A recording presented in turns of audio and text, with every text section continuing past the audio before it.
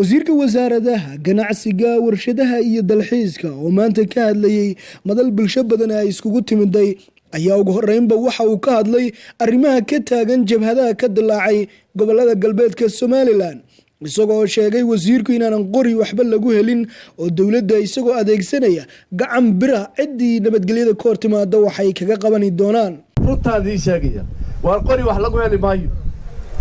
laakiin sayimka anigu muusbaaba ka taagnahayba si kasta oo la hadal si qurux badan waa la hadal dhinac kasta odayaal dhageysan waa ana kala dhageysan waa laakiin waxaan u malaynayaa waxa weyn intaas oo ku dhan hadii si fiican looga jawaabinayo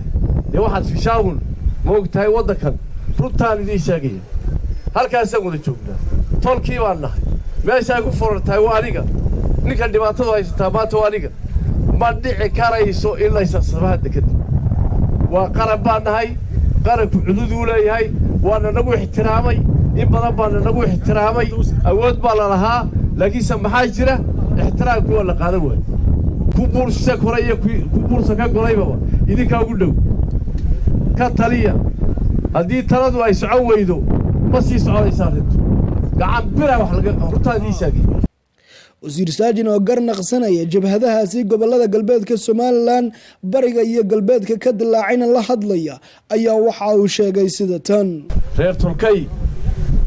bilahani u dambeeyay way waasheen bariga galbeedkoogaba arintaas wasiir qaran baan ahay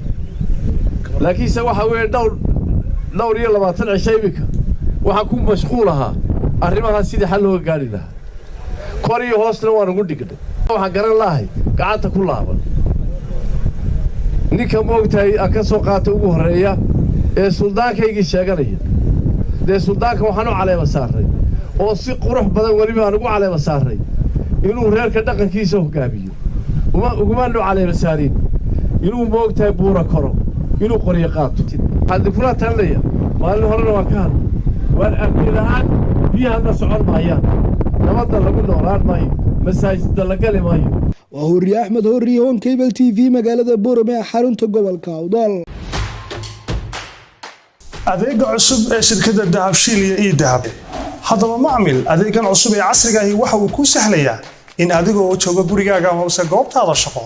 aad lacag ugu xawishid asxaabtaada iyo ehelkaaga jooga daafaha dunida